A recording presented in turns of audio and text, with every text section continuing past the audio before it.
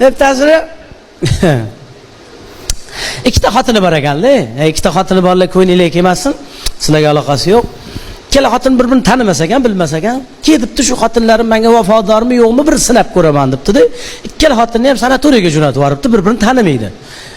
15 kundan keyin xotinlari qaytib kelgan, birinchi xotinning oldiga boribdi. "Qalay dam olding?" desa, "Voy, boringizga shukr, mazza qildim. Toza havo nafasi olib, voy archalar, voy zilol suvlar mazza qilib dam olib keldim. Rasmlarga tushmadim sanatoriyada, tushdim. Ko'rsat." Shuna ko'rsatsa, ayollar bilan rasmga tushgan ekan, orasida ikkinchi xotini ham bor ekan. Ataylar bilmaslikka olib so'rabdi. "Men bu turgan ayol kim?" desa, "Shu sanatoriyaga dam olgan kelgan ayollardan bittasi" debdi. "Bu ayol qanaqa ayol ekan?" desa, "Men to'g'risini aytaman, bu ayol bo'lmoqra ayol ekan" debdi. Nimaga desa, erkaklar bilan ko'p gaplashar ekan.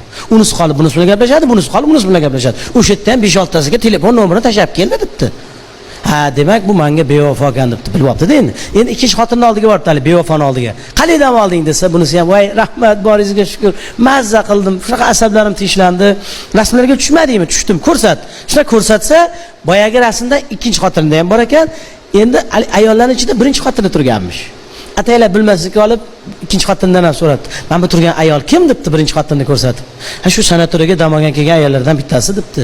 "Bu ayol qanaqa ayol ekan?" desa, ikkinchi xotini ham, "Bu ayol iborli, hayoli, eriga vafoli ayol ekan" debdi. Desa, akamiz ham xursand bo'lib ketdi. "Yo'q, rostdanmi? Erkaklar bilan gaplashmas ekanmi?" desa, bunisi ham, "Qanaqa erkaklar bilan gaplashadi? O'zi sanatoriyaga eri bilan kelib, eri bilan ketdi" debdi.